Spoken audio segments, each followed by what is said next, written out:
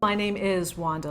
I am an artist working in Lake Country. I originally grew up in Oyama on a farm. I'm a farm girl. That's what I like to pitch these days. And Oyama is now known as Lake Country. And I guess the expected answer is that the Okanagan influences my work through the beauty of its landscape, of light, of the seasons, of all those wonderful things we find in the Okanagan. And that is not untrue. Artists are products of their environment, so we cannot dismiss that. Of course, it's an influence on the work I do. But I like the question about perspective. And when I think of the Okanagan perspective is a quirky one indeed. We're very conservative here. It has an interesting perspective on politics, both local, regional, and global. And I cannot help but have that influence the work that I do.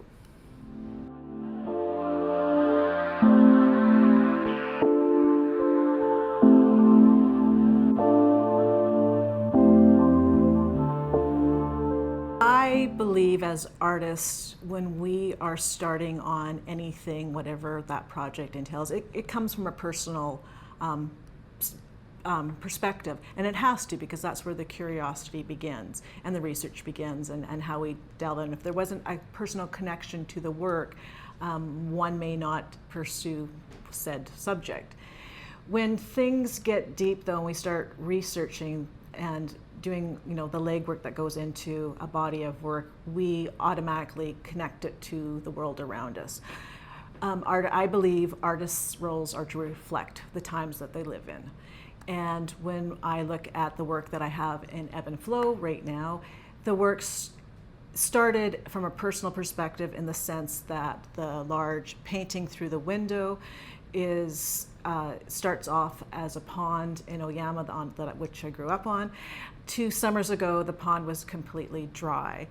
And I found that interesting, how the landscape changed, how the flow of water changes, human interaction for making those changes happen, and what is our responsibility when these happen, and the impact it has on the surrounding flora and fauna as well. Row of sinks on the bottom of the painting is just a nod to how we get our water, and it's available at a turn of a tap. But what thoughts do we put into where that water comes from, and what is the future of those waterways? In Time with Butterflies, this was a project that I was thinking about, but I didn't know how to put it all together into a piece of art. So on a drive last year, on the side of the road was a fountain.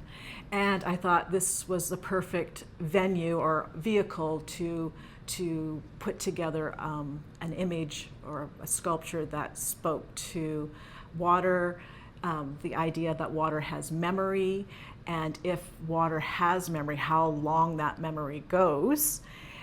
And if that is true, if you believe in that science, then how would one communicate with water?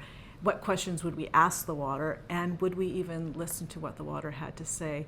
The idea of a fountain is the fountain of knowledge idea, so I was kind of playing off of that and thinking that water had a lot of knowledge, and so that's sort of the beginning of that piece.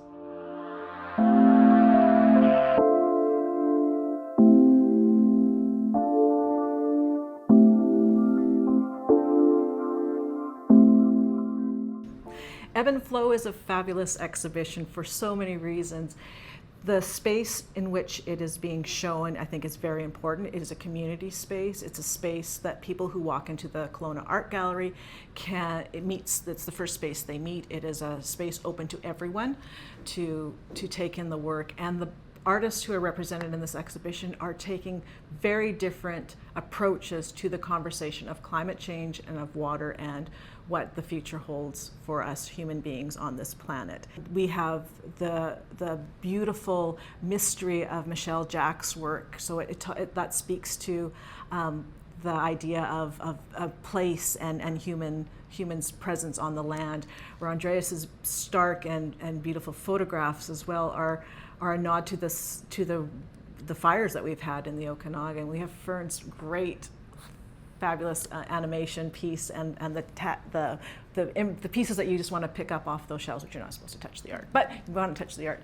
And then Joanne and Allison's and Joanne's piece is fun. It's interactive. It's hopeful too, isn't it? I mean, it has a message, absolutely, but it is hopeful. Julie Oakes's piece, sculptures, which I kind of love being next to in the exhibition, because I think we're both bouncing off of these ideas of monuments, but also we're not really sure, how to interact. There's open possibilities to both of those pieces, and so the viewer can add to it how they see fit. But they're very curious too.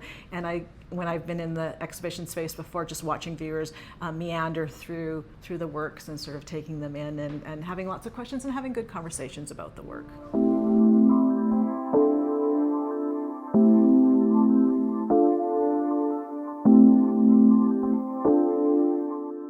So ArtsCo is a place where I landed when I first returned to the Okanagan after art school. So very much part of my practice for I don't want to say how many years, but a lot of years. And let's talk about the role of curators and the role of ArtsCo and what their job is and how important that job is. Curators just don't go and hang artwork on walls. Curators are looking at the world locally, regionally, nationally, and internationally. And it is their jobs to put all these conversations, these dialogues, these concerns that we have in the world, and to put them all together and then go out into the community and look at the artists to put together exhibitions. Their role is very important. The artist's job is to make the work, but it's the curator to look and to think and to bring exhibitions together.